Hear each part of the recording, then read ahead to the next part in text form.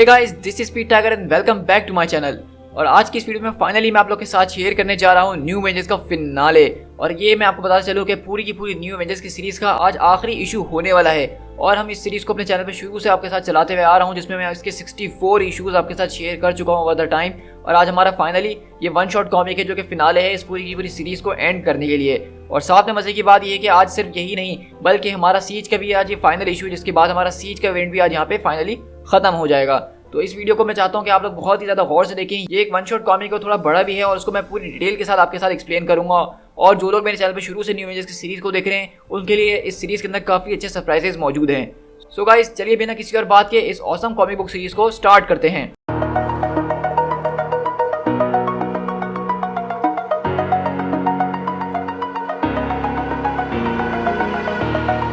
Over the edge, feel like I'm floating through the air. The pain I felt is paid for, all is said and done. Oh, I am restricted, fixed upon the web. I need to kick the habit that my mind is breathing in. Break out, I've got to see. Spent all my life holding all of it closely. I played it innocent, a feel of discontent. I'm finally facing it all, fearless.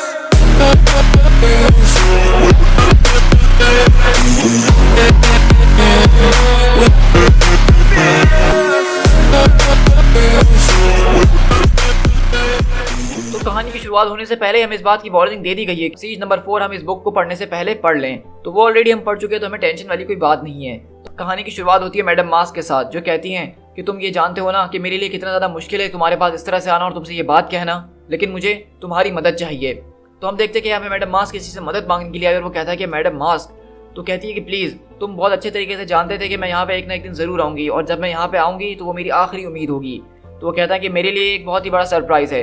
तो कहती है तुमने news तो देख ही ली होगी, Osborne जो है वो बिल्कुल निकल चुका है। एसगार्ड के अंदर एक खतरनाक किस्म की बैटल हुई है, हम अपनी जान बचाते हुए बहुत मुश्किल से यहाँ तक पहुँचे हैं। तो वहीं से वो आदमी बोलता है कि आखिरकार तुमने ये सब करने से पहले सोचा क्या था? तो कहती है कि उस वक्त मुझे यही सही चॉइस लगी थी और इसलिए मैंने इसको कर लिया था।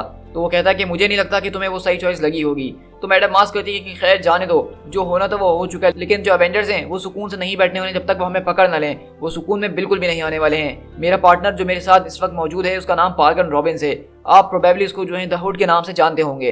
तो वहीं से वो आदमी बोलता है क्या वो तुम्हारा मैन है? तो कहती है हाँ, हम एक तरह से टुगेदर हैं। अच्छा, तुम दोनों एक साथ हो और तुम दोनों इस वक्त लॉ से भाग रहे हो? तो मैडम मास्क बोलती है कि हाँ, लेकिन हमारे पास बहुत ज़्यादा पैसा है जो हम आपको दे सकते हैं। तो कहता है कि पैसा? तुम्हें वाकई में ऐसा लगता है कि मुझे तुम्हारे पैसे की ज़रूरत होगी? देखो, मैं तुम्हारे साथ कोई भी खेलबाजी या पहेलियाँ बुझाने के मूड में बिल्कुल भी नहीं हूँ, क्योंकि मैं इस वक्त एक बहुत बड़ी मुश्किल में फंस चुकी हूँ। और वैसे भी अगर तुम्हें पैसे नहीं चाहिए तो तुम हमारी मदद करोगे ही क्यों, क्योंकि तुम कभी भी किसी की मदद ऐसे नहीं करते हो। और हम देखते हैं कि हमें वो आदमी दिखाया जाता है जो बोलता है कि मास्क आखिरकार तुम कैसी बातें कर रही हो, तुम मेरी बेटी हो। मैंने काफ़ी सालों से इंतजार करा है कि तुम वापसी लौट के मेरे घर पे आओ, ये तुम्हारा बर्थ राइट है। तुम जानती इसका क्या मतलब है? तुम अकलौती वारिस हो काउंट नफीरिया की, और ये मेरे लिए एक बहुत बड़े ऑनर की बात होगी कि मैं तुम्हारी मदद करूं। ये मेरे लिए एक ब्लेसिंग की बात होगी। और हाँ, उन पैसों को तुम मंगवा लो तो ज़्यादा अच्छा होगा। तो हमें यहाँ पे अंदाज़ा हो गया मैडम मास्क के फादर के हवाले से कि उसका कैरेक्टर किस टाइप का है। एक तरफ वो अपने सारी चीज़ की सारे एहसान जता रहा है कि वो ये है, वो है, वो ये कर सकता है, वो ये कर सकता है, और आखिर में फिर कह रहा है कि हाँ, उन पैसों को भी तुम मंगवा लो। और इसी तरह हम देखते हैं कि न्यूज़ के अंदर सारी की सारी चीज़ें वही दिखाई जा रही होती है जो ऑलरेडी हम पिछले कुछ इशूज से देखते हुए आ रहे हैं कि ऑसबॉर्न को अरेस्ट कर लिया गया है, उसके असली रंग सामने आ गए हैं, कैप्टन अमेरिका जो है वापसी लौटकर आ चुके हैं। लेकिन हम देखते हैं कि यहाँ पे आज सारी की सारी ये न्यूज़ जो है वो लूक केज की वाइफ जेसिका जोन्स देख रही होती है और कहती है कि ओ माय गॉड, आखिरकार ऑसबॉर्न की परवाह किसको है? मेरे हस्बैंड को दिखाओ प्लीज़, वो कहाँ है? Come on look, come on, तो मेरे सामने आ जाओ एक बार ताकि मुझे तसल्ली हो जाए। तो हम देखते हैं कि वहाँ पे जेसिका जोन्स न्यूज़ में देख रही होती है, लेकिन लूक उसको कहीं नजर नहीं आ रहा होता है। तो अगली बार उसका फ़ोन बजता है यूएस आर्मी के एक नंबर से, तो वो उसको उठाती है और वहाँ से आवाज़ आती है, हे जेसिका, ये मैं हूँ और मैं बिल्कुल ठीक हूँ। तो कहती है कि लूक, आखिरकार तुम कहाँ और ये किसका फ़ोन है? तो कहता है हाँ, मैं बिल्कुल ठीक हूँ, ये फ़ोन मैंने बोरो किया है। तो वो पूछती है आखिरकार वहाँ पर सब क्या चल रहा है? तो बोलता है कि मेरे ख्याल से हम जीत चुके हैं, तुम मुझे बताओ कि वहाँ से देखने में कैसा लग रहा है सब? तो कहती है मेरे ख्याल से टीवी पे देखने से तो ये बहुत बड़ी मैस लगती है। तो वहीं से हम शिफ्ट होते हैं वहीं एसगार्ड की सीज के अंदर, जहाँ पे अभी मामला ये सारा का सारा ठंडा होना शुरू हुआ है। तो वहीं से लूक केज बोलता है अगर सच कहूँ तो मेरी नज़र में अब तक की सबसे बड़ी मैस है जो मैंने अब तक देखी है। तो जेसिका बोलती है कि फाइन, अब बस तुम जल्दी से घर आ जाओ। तो लूक बोलता है कि नहीं, मैं इतनी जल्दी नहीं आ सकता हूँ, तो जेसिका बोलती है तुम अभी भी एक फ्यूजिटिव हो, वो लोग तुम्हें अरेस्ट कर सकते हैं, तो प्लीज जिद नहीं करो और फौरन घर आ जाओ। तो लूक बोलता है कि देखो मैं इस तरह से फौरन यहाँ पे नहीं आ सकता हूँ, यहाँ पे कुछ चीजें चल रही हैं जिनको हमें निपटाना होगा। लेकिन जेसिका बोलती है कि नहीं लूक, तुम मेरी बात सुनोगे, तुम वापसी घर आओगे। लेकिन लूक बोलता है कि मुझे जाना होगा, आई लव यू बेब, मैं तुमसे फिर बात करूंगा। और इस तरह वो फोन काट देता है। और इसी तरह हम यहाँ से शिफ्ट होते हैं न्यू एवेंजर्स की टीम के पास, जिसको ऑलरेडी आप लोग काफी तरह से फेमिलियर हो चुके हैं। तो वहीं से सब एक दूसरे का हाल चाल पूछ रहे होते हैं कि कौन कैसा और किसको कितनी ज्यादा लगी है। और स्पाइडरमैन बोलता है कि यार मुझे तो एक लिटरली नैप की जरूरत है। तो मिस मार्वल आके बोलती हैं कि आखिरकार निक फ्यूरी और उनके लिटिल वॉरियर्स कहाँ चले गए। तो स्पाइडरमैन बोलता है कि निक फ्यूरी कहाँ जाएंगे हमेशा की तरह, वो गायब हो गए, जो उनको सुपर स्पाई ट्रेडमार्क है वो तो वो करेंगे ही ना। तो हम देख रहे हैं कि यहाँ से निक फ्यूरी ऑलरेडी सीन से गायब हो चुके हैं। तो वहीं से क्लिंट बोलता है कि जरा यहाँ तो देखो क्या हालत हुई है यहाँ की। तो वहीं से स्पाइडर वुमन बोलती है कि कम से कम हमने ऑसबॉर्न से तो हमारी जान छुट गई। तो हॉकर बोलता है कि हाँ तुम्हारी बात तो ठीक है बिल्कुल, लेकिन मेरे ख्याल से अभी सही वक्त नहीं है उस बात को सेलिब्रेट करने के लिए। तो वहीं से लूक बोलता है कि गाइस तुम लोगों को क्या लगता है कि वो लोग हमें अरेस्ट करने वाले हैं। तो स्पाइडरमैन बोलता है कि हाँ मेरे ख्याल से हमें यहाँ से फौरन निकल जाना चाहिए। लेकिन वहीं पे बकी बोलता है कि नहीं, अभी हमें यहाँ पे रुक के इन लोगों की थोड़ी मदद करनी चाहिए। स्पाइडर वुमन बोलती है कि ये लोग हमारी मदद हमें सिर्फ अरेस्ट करवाने में करवा सकते हैं और किसी भी तरीके से नहीं। लेकिन वहीं पे मिस मार्वल बोलती है कि जरा रुक जाओ, हमने अभी भी पूरी की पूरी दुनिया को बचाई, सबने देखा है। तो वहीं से अगले पल वो लोग बोलते हैं कि जरा रुक जाओ, हियर कम्स द मैन। और हम देखेंगे स्टीव रॉजर्स वहाँ पे आते हैं और बताते हैं कि मुझे प्रेसिडेंट ने बुलाया अपने पास मिलने के लिए। तो बकी बोलता है कि आपको क्या लगता है कि आपको क्यों बुलाया जा रहा है, कि हमें दोबारा यहाँ से उड़न शुरू हो जाना चाहिए इससे पहले कि वो लोग हमें अरेस्ट करने के लिए आए। तो वहीं से स्टीव रॉजर्स बोलते हैं मुझे नहीं लगता कि आज यहाँ पे इस वक्त हमें कोई अरेस्ट करने के मूड में है, चीज़ें जो है बहुत तेज़ी से बदल रही है, मुझे एक बार मिस्टर प्रेसिडेंट से बात करने दो, मैं देखना चाहता हूँ कि वो मुझसे क्या चाहते हैं। तो वहीं से लूक बोलता है कि तुम्हें क्या लगता है कि वो तुमसे क्या चाहते होंगे। लेकिन वहीं से स्पाइडर वुमन बोलती है कि जरा पीछे तो देखो पलट के। और हम देखते हैं कि वहाँ पे द हुड का क्राइम सिंडिकेट जो होता है, जो उसके कुछ बच्चे कुछ मेंबर्स होते हैं, वहाँ पे एसगार्डियंस उनको पकड़ के एक जगह पे जमा कर रहे होते हैं। और वहीं पे वो लोग बोलना शुरू कर देते हैं कि हमारे इसमें कोई कसूर नहीं है, हमें इस बात के लिए ट्रिक किया गया था, हमें नहीं पता था कि हम यहाँ पे आ रहे हैं आज। लेकिन वहीं पे हम देखते हैं कि न्यू एवेंजर्स की टीम पहुंचती है क्राइम सिंडिकेट के पास और वो कहता है रॉनिन कि द हुड कहाँ है, द हुड मुझे बताओ कि तुम्हारा बॉस कहाँ है। तो रेक्टिंग क्यू के मेंबर्स फौरन बच्चे बनना शुरू कर देते हैं और कहते हैं कि कौन, जिसका नाम तो हमने पहले कभी नहीं सुना। तो वहीं से स्पाइडरमैन बोलता है कि वही आदमी जिसको द हुड के नाम से तुम लोग जानते हो, जो तुम्हारे चेक्स लिखता है, आखिरकार वो कहाँ है इस वक्त। तो वहीं से क्राइम सिंडिकेट का दूसरा मेंबर बोलता है कि जरा हमारी तरफ से देखो, अब हमारे पास कोई रीजन नहीं उस गाय को प्रोटेक्ट करने के लिए, उसने हमें यहाँ पे धकेला है और हमें इस मुश्किल में फंसाने के बाद वो हमेशा की तरह यहाँ से भाग चुका है दोबारा से। तो वहीं से मैंड्रिल भी बोलता है कि हाँ मैं चाहता हूँ कि वो और मैडम मास्क जो विच है वो दोनों सड़े कहीं पे, और आई प्रॉमिस अगर मुझे इस बारे में पता होता कि वो लोग कहाँ पे तो मैं तुम्हें खुशी खुशी उनका एड्रेस खुद से बताता। तो वहीं से वो दूसरा मेंबर बोलता है वो आदमी जो अकेले काम नहीं करता, उसका एक कजन है जिसका नाम जॉन है, जॉन किंग, वो दोनों एक दूसरे से बहुत ही ज्यादा करीब हैं, अगर तुमने उसको ढूंढ लिया तो तुम्हें हुड भी मिल जाएगा। तो स्पाइडरमैन बोलता है कि जॉन किंग, क्या बस इतना ही या कोई तुम उसका ईमेल एड्रेस वगैरह भी मुझे कुछ बताने वाले हो। तो वहीं से वो बोलते हैं कि ठीक है हम तुम्हें सब बताएंगे, लेकिन हमारे लिए एक फेवर जरूर करना कि मैडम मास्क जो है उसको बहुत बुरी सजा देना, उसको मत छोड़ना। तो इस तरह हम देख रहे हैं कि यहाँ पे फाइनली आज क्राइम सिंडिकेट भी टूट चुकी है, क्योंकि द हुड ने अपने लोगों को यहाँ पे छोड़ के एक बहुत बड़ी गलती कर दी है और उसको ऐसा नहीं करना चाहिए था, क्योंकि द हुड जिस तरह का लीडर है उसने आज तक ऐसा कुछ करा नहीं था और ये पहली बार ही मैंने देखा है कि उसने अपने लोगों को इस तरह से मुश्किल में छोड़ दिया हो। और इस तरह हम देखते हैं कि पार्कर और जॉनी दोनों के बीच एक बात हो रही होती है, जहाँ पे जॉनी पूछता है कि हेलो पार्कर, आखिरकार तुम हो कहाँ। तो कहता है मैं इस वक्त सेफ हूँ और कैलिफोर्निया के अंदर हूँ, लेकिन मैं चाहता हूँ कि जल्द से जल्द तुम मेरे पास आ जाओ सारा का सारा सामान लेके, सारे के सारे पैसे लेके। तो वहीं से वो बोलता है कि आखिरकार ये सब चल क्या रहा है। तो बोलता है कि तुम बस यहाँ पे आ जाओ, मैंने तुम्हारे लिए एक फ्लाइट बुक कराई है, मैं उसकी इन्फो तुम्हें भेज रहा हूँ। तो वहीं से वो बोलता है क्या तुम ठीक हो। पार्कर बोलता है कि हाँ मैं ठीक हो ही जाऊंगा, लेकिन अभी सब कुछ खत्म नहीं हुआ है John, I love you man, हम बहुत जल्द मिलेंगे, जैसे ही तुम लैंड करो मुझे फौरन बताना, मैं तुम्हें लेने के लिए आऊंगा। और इस तरह हम देखते हैं कि यहाँ पे जॉन से जबरदस्ती बात करवाई जा रही होती है, न्यू एवेंजर्स के सारे टीम मेंबर्स हैं उसको पकड़ा हुआ होता है। और इस तरह न्यू एवेंजर्स की टीम जो है अब वहाँ पे जा रही है कैलिफोर्निया के लिए। और इस तरह हम देखते हैं कि यहाँ पे इन लोगों ने 1 मिनट के लिए भी इंतजार नहीं करा और सीधा निक फ्यूरी के उसी जहाज के अंदर फौरन जो है कैलिफोर्निया पहुंच चुके हैं द हुड से मुकाबला करने के लिए। तो रॉनिन बोलता है कि मेरे ख्याल से हमें उस वाली छत पे लैंड करना चाहिए, वहाँ से एक अच्छा नज़ारा मिल सकता है। तो वहीं से बॉबी बोलती है कि मेरे ख्याल से नेफीरिया का घर भी वहीं पे है ना। तो वहीं से जॉन बोलता है क्या तुमने भी वही बात सुनी जो इसने अभी कही है। और वहीं से हम देखते हैं कि बकी बोलता है चलो देखते हैं निक फ्यूरी के जहाज के अंदर और कौन कौन से सुपर स्पाई गैजेट्स मौजूद हैं जो हमारी मदद दे सकें। और इस तरह हम देखते हैं कि वहाँ पे वो एक गैजेट ऑन करता है, उनके सामने पूरा का पूरा होलोग्राम आ जाता है जिसके अंदर बिल्डिंग का नज़ारा हो रहा होता है। तो स्पाइडरमैन बोलता है कि थैंक गॉड इन सब ने कपड़े तो पहने हुए कम से कम। तो वहीं से जॉन बोलता है ठीक है तुमने हुड को तलाश कर लिया, वो तुम्हें मिल चुका है, तुमने उसको पकड़ भी लोगे, लेकिन उसके बाद क्या, इससे कुछ भी नहीं बदलने वाला, इससे कुछ भी नहीं रुकने वाला है। हमारी बहुत ज़्यादा लोगों से जान पहचान है, ये सब चीज़ें तुम लोगों की वजह से ही हो रही है। अगर तुम शहर में से किंग पिन को हटाने की कोशिश करोगे तो दुनिया के अंदर एक खाली सुराख बन जाएगा, उस सुराख को भरने के लिए कोई दूसरा शख्स जरूर आएगा। तुम हमारी नीड को क्रिएट करते हो, इसलिए हम जैसे लोग क्रिएट होते हैं। और अगर अब तुम किसी तरीके से हमसे छुटकारा पा भी लेते हो तो ये पहिया एक बार दोबारा घूमेगा और हमारी जगह लेने के लिए कोई और आ जाएगा। तो वहीं से हम देखते हैं लूक केज उसके पास आता कहता है कि तुम बिल्कुल ठीक कह रहे हो, इन सब में हमारी गलती है, तो हम ही इस बात को फिक्स करने वाले हैं। तो जॉन बोलता है कि देखो तुम्हें जो भी करना है तुम वो कर सकते हो, लेकिन इस बात को याद रखना इस वक्त हमारे पास इतना पैसा मौजूद है कि इस दुनिया के अंदर हम जो चाहें वो खरीद सकते हैं। हमारे दोस्त जो हैं वो हर एक जगह पे मौजूद हैं। लेकिन वहीं से हम देखने लूक के झूलता है कि रियली दोस्त तुम्हारे इस वक्त पसीने छूट रहे हैं और तुम दोस्तों की बात कर रहे हो। लेकिन वहीं से हम देखते हैं कि स्पाइडर वुमन आती है और कहती है कि वेल उसने जो बातें कही उसके अंदर थोड़ा बहुत तो सच जरूर है। तो लूक बोलता है कि हाँ सच तो है। तो स्पाइडर वुमन बोलती है कि सच में मुझे तुम बताओ कि तुम ये सब कर क्यों रहे हो, क्योंकि इस बात को मानो या ना मानो लेकिन हम इस वक्त एंड ऑफ द लाइन पर आ चुके हैं। ऑसबॉर्न जो गिर चुका है और जितनी भी जंगें हमें लड़नी थी हम उनको लड़ चुके हैं और जीत भी चुके हैं। और मुझे इस बात का बहुत ही बड़ा एक अफसोस रह जाएगा अगर हमने अपने जाने से पहले इस अधूरे काम को ख़त्म करने से रोक दिया हो। इनके पास बहुत ज़्यादा पैसा है, ये लोग ऑसबॉर्न की जगह वापसी रिप्लेस कर सकते हैं अपने आप को। ये अगला जो है किंगपिन बन सकता है, ये हमारी कंट्री को बहुत ज़्यादा नुकसान पहुंचा सकता है और हमें जब इसके बारे में पता है तो हमें कुछ करना ही होगा इसके बारे में। और ये दोबारा पावर में ना, इसको रोकने के लिए मैं हर एक वो चीज़ करूँगा जितना भी मेरे अंदर दम मौजूद है, और चाहे मुझे ये अकेले ही क्यों ना करना पड़े। ऑसबॉर्न जो था कम से कम वो किसी चीज़ के अंदर बिलीव तो करता था, लेकिन ये इंसान ये सिर्फ एक ग्रीडी इंसान है, इसको सिर्फ पैसे से मतलब है और किसी चीज़ से नहीं। देखो मैं इस बात को बिल्कुल भी नहीं जानता हूँ कि हमारे साथ कल क्या होने वाला है, हमारे लिए कल क्या रखा हुआ है, लेकिन ये बंदा आज की रात हम इसको गिरा के ही रहेंगे। तो स्पाइडर वुमन बोलती है कि ये हुई ना बात, मुझे तुमसे बस यही सुनना था लूक। तो बॉबी बोलती है बताओ कि प्लान क्या है। तो बॉबी बोलती है सबसे पहले हमें ये पता करना होगा कि कौन नेफेरिया कौन है, इसके बारे में कोई कुछ जानता है। तो वहीं से मिस मार्वल बोलती हैं कि हाँ मैं थोड़ा बहुत नेफेरिया के बारे में जानती हूँ, जहाँ तक मुझे विश्वास है ये मैडम मास्क का फादर है।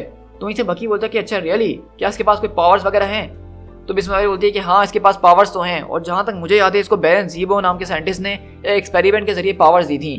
तो रॉनिन बोलता है कि अच्छा इसकी पावर्स क्या हैं और ये क्या क्या कर सकता है। तो मिस मार्वल बोलती हैं आई बिलीव इसके पास कंबाइंड पावर्स हैं, लिविंग लेजर, पावर मैन और आई थिंक व्हिरलविंड या फिर विजर की, मुझे सही तरीके से याद नहीं है, लेकिन इसके पास 3 लोगों की शक्तियाँ मौजूद हैं। तुम्हारा कहने का मतलब है हम यहाँ पे बात कर रहे हैं पावर और स्पीड की। तो मिस मार्वल बोलती है हाँ, और साथ में एक ज़बरदस्त किस्म की एनर्जी प्रोजेक्शन की, और हाँ जहाँ तक मुझे याद है ये इमोर्टल है या क्लोज टू इट, इसको मारना एक बहुत ही मुश्किल बात है। तो स्पाइडरमैन बोलता है कि अरे वाह हमारे तो पहले ही लग चुके हैं। तो वहीं से बकी बोलता है कि आखिरकार ये लोग किस बारे में बात कर रही हैं, किस बारे में प्लानिंग कर रहे हैं। तो वहीं से जॉन बोलता है कि देखो मैं इस बारे में इतना नहीं जानता हूँ, मुझे जितना पता था मैंने सब तुम्हें बता दिया है, क्योंकि मैं भी इस वक्त तुम्हारे साथ ही मौजूद हूँ। वहीं से रॉनिन बोलता है कि ठीक है अब मैं तुम्हें कॉल लगा के दे रहा हूँ, और तुम कॉल पे बस इतना ही कहोगे कि हे कज़न मैं अभी जो हूँ बस लैंड करने ही वाला हूँ, तो एयरपोर्ट पे तुम अपने बंदे भेज दो और उससे प्लान के बारे में पूछो। तो कहता है कि नहीं मैं अपने कज़न को इस तरह से नहीं फंसवाऊंगा बिल्कुल भी, और वैसे भी तुम मुझे हर्ट नहीं करने वाले हो। तो रॉनिन बोलता है कि हाँ तुमने ठीक कहा कि मैं हर्ट नहीं करूँगा, लेकिन ये लड़की ये इस तरह की मीन चीज़ें हमेशा करती है। और इस तरह हम देखते हैं कि वहाँ पर उसको कॉल मिला के देखते हैं, और वो बोलता है कि हे, तो जॉनी बोलता है आई एम ऑन माई वे। तो वहीं से हुड बोलता है कि ये तो बहुत ही अच्छी बात है, तुम बस जैसे ही लैंड करो मुझे फ़ौरन से बता देना। तो वो बोलता है कि मुझे ये बताओ तो सही कि एग्जैक्टली हम क्या करने वाले हैं। तो वहीं से हुड बताता है कि मुझे एक आदमी मिला है जो कि मेरी पावर्स को मुझे दोबारा दे सकता है। तो जॉनी बोलता है तुम्हारी पावर्स को क्या हुआ, क्या तुमने अपनी पावर्स फिर से खो दी। तो बोलता है कि हाँ ये एक लंबी कहानी है, मैं तुम्हें बाद में एक्सप्लेन कर दूंगा, लेकिन अभी के लिए घबराने की जरूरत नहीं, हमारे पास एक प्लान है, मुझे अब जाना होगा। तो वहीं से ये लोग डिस्कस करना शुरू करते हैं, मतलब उसके पास अभी कोई पावर नहीं है। तो कैप्टन अमेरिका बोलते हैं कि मेरे ख्याल से हमें अपना अगला कदम अभी ही उठाना चाहिए, हम उसको टेक डाउन कर सकते हैं। तो वहीं से मिस मार्वल बोलती है कि नेफेरिया और मैडम मास्क ये हमारे लिए कंसर्न साबित हो सकते हैं। तो वहीं से लूक बोलता है कि मुझे ज़रा फ़ोन दिखाना। तो कैप्टन अमेरिका बोलते हैं कि अब तुम किसको कॉल कर रहे हो। तो लूक बोलता है कि मैं कुछ स्मार्ट करने की कोशिश कर रहा हूँ, और हम देखते हैं कि लूक यहाँ पे किसी को फ़ोन मिलाता है। और इसी तरह हम यहाँ से द हुड, नेफेरिया और मैडम मास्क की कन्वर्सेशन पे शिफ्ट होते हैं जो उनके बीच बात हो रही होती है। तो हुड बोलते हैं क्या एक्सक्यूज़ मी, क्या तुम मुझे दोबारा कहोगे ये बात। तो वहीं से नेफेरिया बोलता है कि हाँ इस चीज़ के लिए तुम्हें इतनी ही कीमत चुकानी पड़ेगी, तुम्हें पावर चाहिए अनलिमिटेड गॉड लाइक पावर, तो इसकी यही कीमत है। तो हुड बोलता है क्या मतलब, इसके लिए मुझे अपने सारे के सारे पैसे तुम्हें देने होंगे। तो नेफेरिया बोलता है कि तुम और बना लोगे, मतलब जो तोहफे मैं तुम्हें दे रहा हूँ उसका इस्तेमाल करके तुम और भी ज़्यादा पैसे कमा सकते हो। द हुड बोलता है कि अच्छा और मुझे सेम तुम्हारी जैसी पावर्स मिलने वाली हैं। नेफेरिया बोलता है कि हाँ मुझसे थोड़ी कम या थोड़ी ज़्यादा भी मिल सकती हैं। तो हुड बोलता है अगर ऐसी बात है कि तुम्हारे पास ये सारी की सारी शक्तियाँ मौजूद है तो तुम्हें पैसों का इतना ज़्यादा इशू क्यों है। नेफेरिया बोलता है कि तुमने बिल्कुल ठीक कहा, आज के बाद मुझे पैसों का इशू बिल्कुल भी नहीं होगा, तो तुम्हारे पास अब यही चांस है, बताओ तुम्हें क्या करना है। तो हम देख सकते हैं कि नेफेरिया का कैरेक्टर जो इन्होंने बनाया है ये एक बहुत ही इंटरेस्टिंग कैरेक्टर बनाया है कि किस तरह से वो इतना अमीर इतना पावरफुल होने के बाद भी पैसे पे मर रहा है कुत्ते की तरह। तो वहीं से द हुड बोलता है तुमने तो कहा था कि तुम मुझ पर एक फेवर करोगे, ये किस तरह का फेवर है। तो नेफेरिया बोलता है कि मैं तुम्हारी मदद इसीलिए कर रहा हूँ क्योंकि तुम मेरी बेटी के दोस्त हो, अगर तुम कोई नॉर्मल इंसान इस तरह से मेरे दरवाजे पे आया होता तो मैं तुम्हें खामोशी से मार के अब तक फेंक चुका होता, तो इसको मेरा फेवर ही समझो कि मैं तुम्हारी विश पूरी कर रहा हूँ। तुम मेरे पास आए थे मदद मांगने के लिए, मैं तुम्हारे पास नहीं, तो मैं अब तुम्हें ये दे रहा हूँ, तो तुम्हें चाहिए तो उसको लो वरना चले जाओ, और जो भी करना ज़रा जल्दी करना, मेरे पास वक्त बर्बाद करने के लिए और भी जगहें हैं। तो द हुड अपना सर पकड़ लेता और बोलता है कि दिस इज़ अनबिलीवेबल। तो वहीं से नेफेरिया को समझाता देखो पावर होना एक बहुत ही बड़ी चीज़ होती है, और अगर तुम्हारे से शख्स की बात करें जिसके पास पहले पावर थी चले गई, फिर उसके पास एसगार्डियन पावर आई और अब वो भी चले गई, तो इस तरह की सिचुएशन के अंदर जब तुम्हारे पास पावर आने के बाद चली जाए तो तुम मुश्किल से सिर्फ एक ही हफ्ता जिंदा रह सकते हो, उसके बाद तुम अपने आप को ही मार लोगे बच्चे। तो इससे मास बोलती कि फादर आप ये क्या बोल रहे हैं। तो नफीर ये बोलता है कि ये एक बड़ा लड़का है और हम दोनों के बीच बड़े लड़कों वाली बात तो हो सकती है ना। पार्कर देखो, हम दोनों मिलकर ये सब कुछ कर सकते हैं, अगर तुम इस चीज़ के लिए कमिट हो जाते हो तो हम फिर आगे बढ़ते हैं। तो पार्कर बोलता है इसके लिए हमें आगे करना क्या होगा। तो बोलता है कि मुझे इसके लिए आगे कुछ नहीं करना होगा, मैं तुम्हें डॉक्टर क्रैंक से मिलवाऊंगा, ये तुम्हारा ब्लड सैंपल वगैरह लेंगे और प्रोसीजर को शुरू करेंगे। लेकिन द हुड यहाँ पे अभी भी घबराया और सोच रहा होता है कि वो सारे के सारे पैसे इस पावर के लिए अपने दे दे या ना दे। लेकिन वहीं पे नफीर बोलता है कि विटनी सीरियसली, आखिरकार तुमने इस कमजोर से इंसान के अंदर कैसा क्या देखा था। लेकिन अगली बार हम देखते हैं कि उनकी बिल्डिंग के बाहर एक जबरदस्त किस्म की रोशनी आती है और वहां से उड़ते हुए कैप्टन अमेरिका की शील्ड आती है। और इस तरह हम देखते हैं कि न्यू एवेंजर्स ने यहाँ पे हमला फाइनली बोल दिया है और मैडम मास्क अपनी गन से निकालते हुए शूट करती है और बोलती है कि पार्कर मेरे पीछे रहो। लेकिन इसी तरह हम देखते हैं कि सीधा यहाँ पे लूक केज बिल्डिंग के अंदर घुसता है और नफीरिया को एक जोरदार मुक्का मारता है।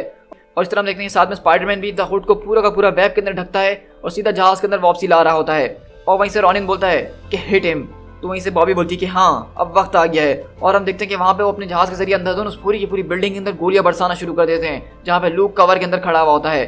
और हम देखते हैं कि उस पूरी की पूरी बिल्डिंग के अंदर आग लग जाती है और हर तरफ तबाही तबाही मच रही होती है। लेकिन नफीरिया अब वो अपनी असली फॉर्म में आ रहा होता है और बोलता है अगर इस तरह की चीज़ों से खेलने का तुम लोगों को शौक है तो तुम लोगों को अपने साथ थॉर को लाना चाहिए था। लेकिन अगली बार हम देखते हैं कि मिस मार्वल सामने आती और बोलती हैं अच्छा मुझे ऐसा नहीं लगता। लेकिन नफीरिया अपना हाथ आगे करता है और वहाँ पे एक जबरदस्त किस्म का एनर्जी प्रोजेक्शन मारता है और मैडम मास्क उसका मास्क बिल्कुल टूट चुका होता है। लेकिन हम यहीं पे देखते हैं कि स्पाइडर वुमन पीछे से आती है और मास्क को अपने हाथों में पकड़ लेती है। लेकिन नफीरिया वो यहाँ पे एक बहुत ही पावरफुल कैरेक्टर है जो मिस मार्वल को भी घुटनों पे ले आता है और कहता है मिस मार्वल सही कहा मैंने, और तुम्हारा ये प्लान था कि तुम इस तरह मेरे घर के अंदर घुसाओगे और जो चीज़ मेरी है उसको ऐसे ले जाओगे अपनी टीम के साथ। तो मिस मार्वल बोलती है और नहीं तो क्या, इसके अलावा मैं किस तरह से तुम्हारी ऑसम पावर्स को अपने अंदर एब्जॉर्ब कर पाती। और इस तरह हम देखते हैं कि मिस मार्वल वहाँ पे जो नफीरिया की पावर्स को एब्जॉर्ब करना शुरू करती हैं। ज़्यादातर लोग इस बात को भूल जाते हैं कि मेरी मेन पावर जो है वो एनर्जी एब्जॉर्प्शन की है। और इस तरह हम देखते हैं कि मिस मार्वल उसकी सारी की सारी पावर से खींचती हैं और वापसी उसी का ब्लास्ट उसको मारती हैं जिससे नफीरिया बहुत ही दूर जाके गिरता है।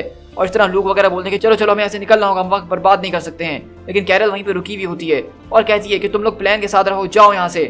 क्योंकि अगले पल हम देखते हैं कि नफीरिया वहाँ से दोबारा उठता है और एक सुपर स्पीड के साथ उसके पास आते हुए बोलता है क्या तुम जानती हो कि मैं कौन हूँ, क्या तुम जानती हो, तुम मोर्टल्स तुम इस बात को कैसे जान सकते हो।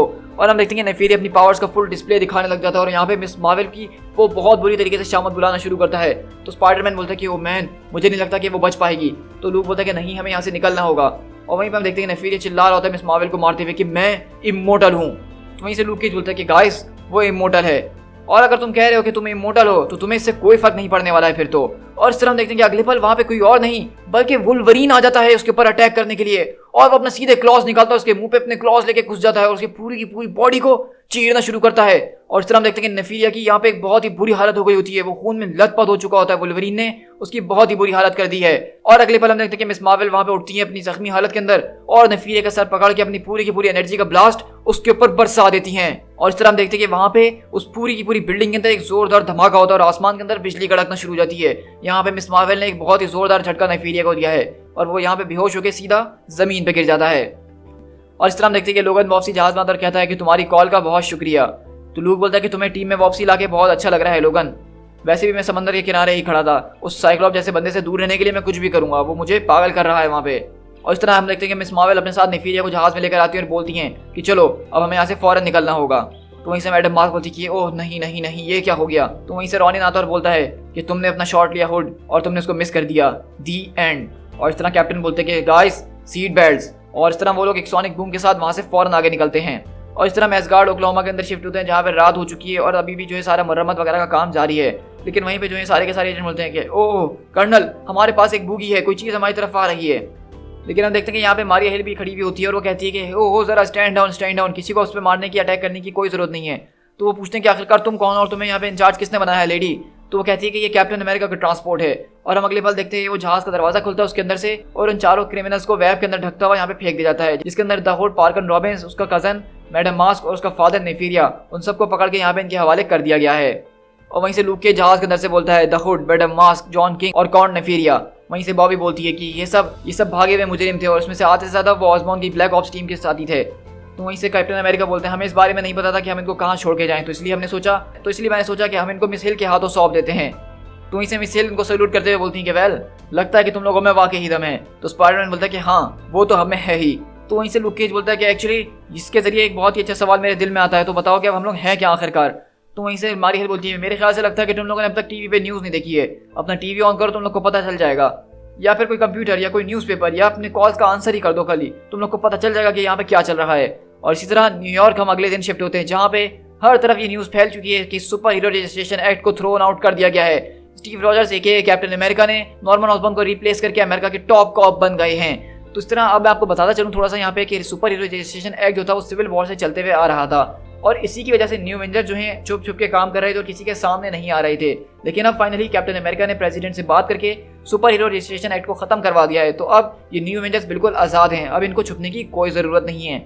और इस तरह हम देखते हैं कि सारे के सारे न्यू एवेंजर्स स्टीव रॉजर्स से मिलने के लिए आए हुए होते हैं और वो उनको बताते हैं कि इसका मतलब है अब सब कुछ खत्म हो चुका है, प्रेसिडेंट ऑफ यूनाइटेड स्टेट्स ने सुपर हीरो रजिस्ट्रेशन एक्ट को उठा के बाहर फेंक दिया, ये सब कुछ खत्म हुआ। तो लूक केज बोलता है कि ये सब ऐसे ही खत्म हो गया। तो कैप्टन अमेरिका बताते हैं कि उन्होंने मुझे कहा कि अमेरिका का मैं नेक्स्ट टॉप कॉप बनूं, लेकिन मैंने उनसे एक लिस्ट पेश करी जिसके अंदर मेरी कुछ डिमांड्स थी, और इसके अंदर सबसे पहली चीज़ यही थी, अब से तुम सब जो हो फ्री मैन और फ्री वुमेन हो। तो वहीं से क्लिंट बार्टन आता और कहता है अरे मेरे भाई लगता है कि अब तुम नए ऑसबॉर्न बनने वाले हो। तो कहते हैं नहीं यार, मैं ऑसबॉर्न नहीं, मैं निक फ्यूरी बनूंगा अगला। तो वहीं से कैप्टन अमेरिका बोलते हैं कि वेल मैं इस बात से काफ़ी ज़्यादा इंप्रेस हुआ जो कल रात तुम अपने छोटे से एडवेंचर पे गए थे, मिस्टर प्रेसिडेंट को भी इस बारे में पता चला और तुम लोगों से काफ़ी खुश हुए हैं। ये एक बहुत बड़ी जीत थी हमारी जो कि काफ़ी अरसे से इंतजार कर रही थी। और यहीं से स्टीव रॉजर्स हमें एक बहुत ही इंपॉर्टेंट बात बताते हुए बताते हैं कि क्या तुम लोग इस बात को जानते हो कि काउंट नफीरिया ही वो शख्स था जो कि उस प्रिजन ब्रेक के अंदर मौजूद था जिसने सबसे पहले हमारी इस टीम को एक साथ मिलने पर मजबूर किया था। तो अगर आपको याद नहीं है तो मैं आपको बताता चलूँ कि न्यू एवेंजर्स का सबसे पहला जो इशू था वो एवेंजर डिसअसेंबल की एवेंजर्स की टीम खत्म होने के बाद आया था, जो कि 2004-2005 की टाइमलाइन के अंदर था। और उसमें हमने देखा था कि राफ प्रिजन के अंदर एक ब्रेकआउट होता है जिसमें सारे के सारे कैदी भाग जाते हैं, तो तभी सारे के सारे लोग जो है वहाँ पे सुपर हीरोज एक साथ जमा होते हैं उनको रोकने के लिए, और तब जाके जो है न्यू एवेंजर्स की टीम बनती है। और आज तक हमें जो है कॉमिक्स में इस बात को मिस्ट्री रखा गया था कि दरअसल वो शख्स कौन था जिसने उस प्रिजन के अंदर ब्रेकआउट करवाया था, सारे के सारे कैदियों को आज़ाद करवाया था।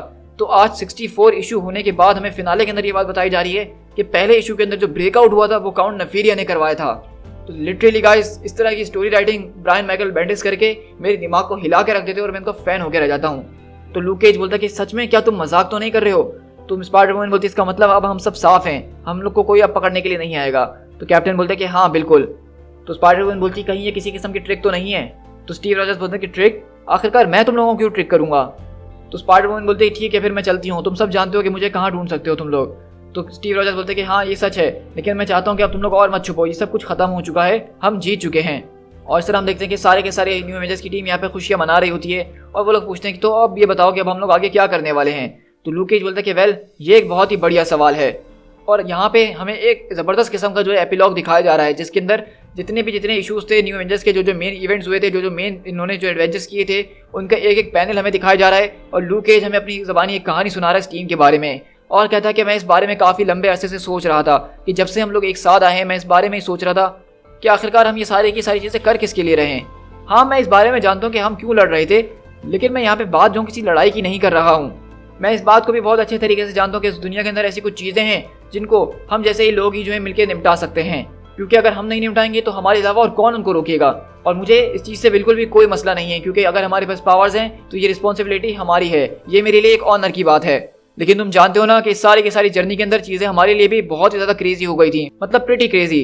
चीज़ें इतनी ज़्यादा क्रेजी हो चुकी थी कि हमारे आसपास की रियलिटी बदल चुकी थी, हमें यही नहीं पता था कि हम किस दुनिया के अंदर मौजूद है, लेकिन फिर भी हमने हिम्मत नहीं हारी और हम उस रियलिटी के अंदर भी लड़े, हमने वहाँ पे भी फाइट करी। और मैं उस बारे में सोच रहा था कि हमने इस तरह कितनी जिंदगियों को बचाया है, कितनों को बदला है। और मैं इस बारे में भी सोच रहा था कि ऑल ऑफ द सडन अगर गॉड मेरे पास आके मुझसे ये कहे कि मैंने डिसाइड करा है कि बस तुम लोग का काम हो चुका है, अब और कुछ करने की ज़रूरत नहीं है, तो मैं इस बात को अपने दिल के अंदर जानता हूँ कि मुझे इससे कोई मसला नहीं होने वाला है, क्योंकि मुझसे जो हो सकता था वो मैंने किया है। मैं इस बात को बहुत अच्छे से जानता हूँ। लेकिन जब हम लोगों ने आपस में एक दूसरे से लड़ना शुरू कर दिया था तो मैंने इस बात को सोचना शुरू कर दिया। मैं इस बारे में श्योर हूँ कि तुम सबने भी इस बारे में सोचा ही होगा, क्या बस यही है? क्या अब हमारी ज़िंदगी ऐसी ही रहेंगी? क्या अब चीज़ें इस तरह से रहेंगी और यही चीज़ें हमें इस तरह से डिफाइन भी करेंगी? क्या हमारी ज़िंदगी के अंदर जो एक्चुअल फाइट है वो ये बन के रह गई है? और उसके बाद फिर तुम इसी बारे में सोचने में लग जाते हो कि तुम्हारी ज़िंदगी कुछ और नहीं बल्कि सिर्फ एक टेस्ट है।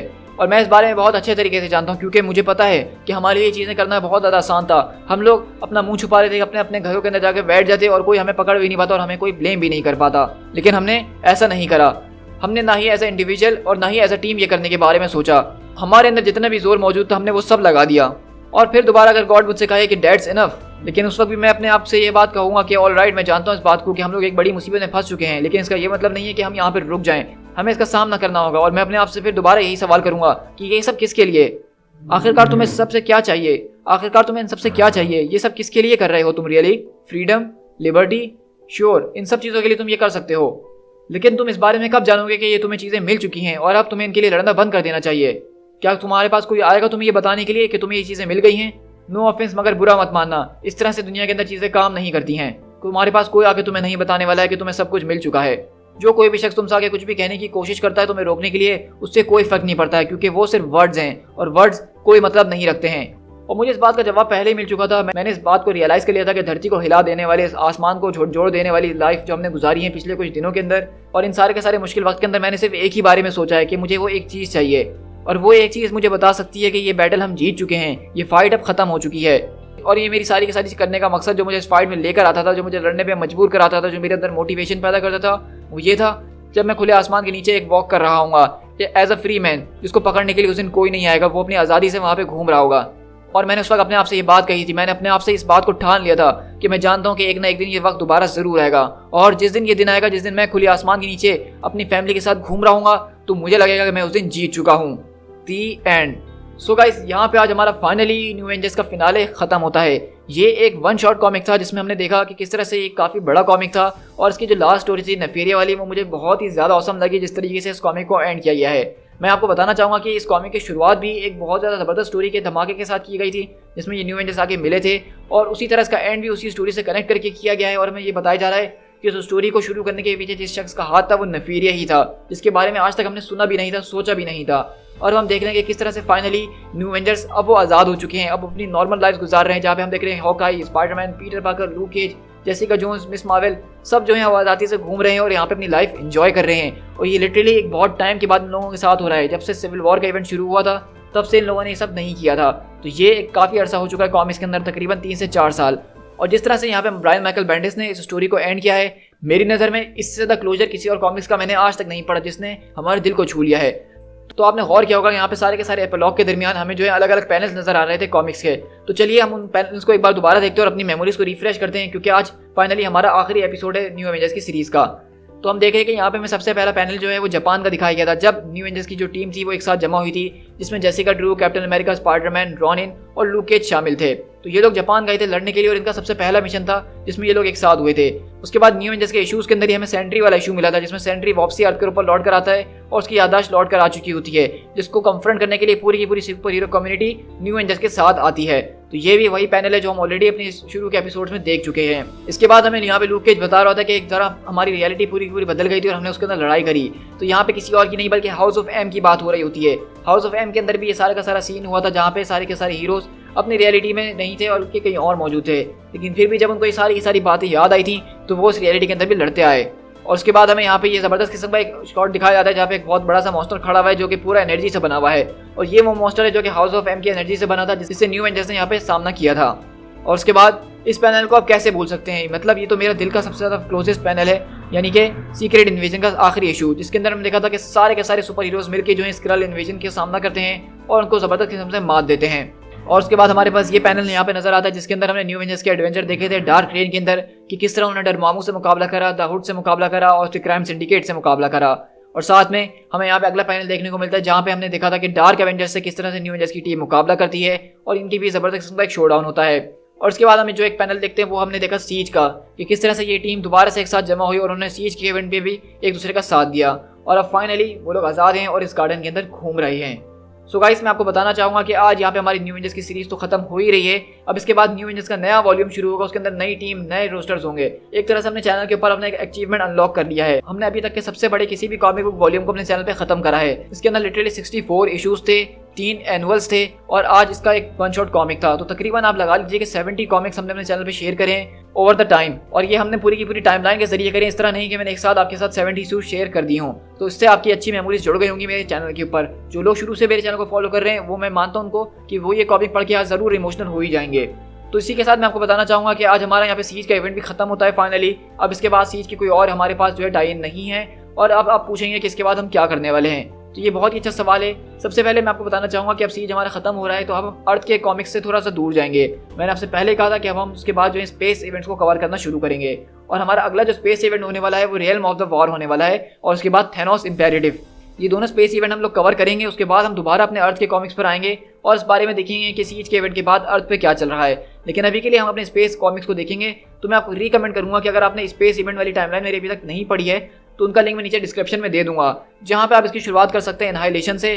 फिर उसके बाद आपको एक्समैन के 3 से 4 कॉमिक बुक देखने को मिलेंगे, जिसमें वुल्कन जो है शियार एम्पायर के ऊपर जाके पूरा का पूरा राज करना शुरू करता है। और उसके बाद फाइनली आपको लास्ट जो स्पेस इवेंट मिलेगा वो वॉर ऑफ द किंग्स का होगा, जिसमें इनह्यूमंस और वुल्कन के बीच फाइट होती है, जिसमें हमने देखा था कि वुल्कन और ब्लैक बोल्ट जो है दोनों की मौत हो जाती है, जिसमें हमने देखा था कि एक बहुत बड़े धमाके की वजह से स्पेस एंड टाइम का फैब्रिक वो बहुत ज्यादा कमजोर हो गया होता है और रियलिटीज आपस में मिक्स होना शुरू हो जाती हैं। तो हम इसी चीज को देखेंगे कि किस तरह से इस बॉम्ब की वजह से अगला हमारा इवेंट खुलता है और वो रियल्म ऑफ द वॉर का होगा।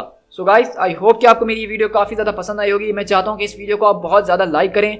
आज तक मैंने इस तरह की वीडियो पे कभी लाइक टारगेट रखा नहीं है, लेकिन मैं आज इसके ऊपर 600 लाइक्स का टारगेट रखना चाहूँगा, और मैं जानता हूँ कि आप लोग इस लाइक टारगेट को फौरन से पूरा कर भी देंगे। साथ ही साथ आप मुझे कमेंट में बताइएगा कि आपको ये सीरीज का इवेंट कैसा लगा जो मैंने अपने चैनल पे शेयर करा है। अगर आप लोगों ने एंजॉय करा तो मुझे जरूर बताइएगा, और जो लोग न्यू एवेंजर्स की सीरीज को चैनल पे शुरू से देखते हुए आ रहे हैं वो प्लीज मुझे कमेंट करके जरूर बताइएगा कि आज का फिनाले उनको कैसा लगा न्यू एवेंजर्स। मैं खासकर उन लोगों के कमेंट जरूर पढ़ूंगा जो न्यू एवेंजर्स की सीरीज के ऊपर बात करेंगे, क्योंकि मैं इसके साथ इमोशनली अटैच हो चुका हूँ। जाने से पहले अगर आपने अभी तक चैनल को सब्सक्राइब नहीं किया तो इंतजार किस बात का है, फौरन से चैनल को सब्सक्राइब कर लीजिए, क्योंकि हम अपने चैनल के ऊपर इसी तरह मार्वल कॉमिक्स की टाइमलाइन को फॉलो कर रहे हैं जो हमने 2000 से स्टार्ट करी थी। तो अगर आप हमारी इस ऑसम यूनिवर्स का हिस्सा बनना चाहते हैं तो हमारे चैनल को सब्सक्राइब कर लीजिए, साथ ही साथ बेल आइकन दबा दीजिएगा ताकि जब भी मैं नेक्स्ट वीडियो अपलोड करूँ तो उसका नोटिफिकेशन आपको फौरन से मिल जाए। So guys, this is Speed Tiger. मिलते हैं किसी और कॉमिक बुक सीरीज के साथ। Till then, thank you so much.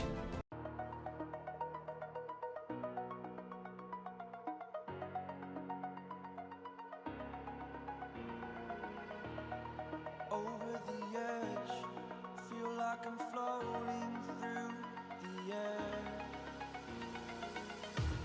The pain I felt is paid for, all is said and done. Oh, I am restricted, fixed upon the web. I need to kick the habit that my mind is breathing in. Break out, I've got to see. Spent all my life holding all of it closely. I played it innocent, a feel of discontent. I'm finally facing it all, fearless.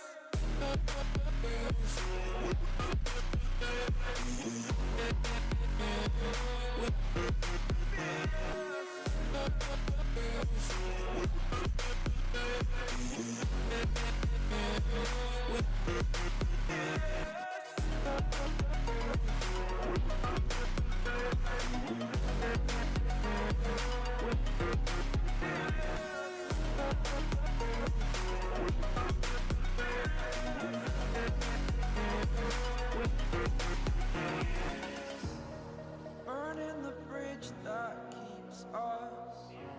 I'm here and I'm feeling fearless. Exaggerated, that's what you assume. The story's over now, I must conclude. I am conflicted, watching where I step still, hanging in the balance. Not the life I want to live, I want to take it all. Standing tall, fear outweighed the person you are. Oh, break out, I've got to see. Spent all my life holding all of it closely. I played it innocent, a feel of discontent. I'm finally facing it all, fearless. Fearless.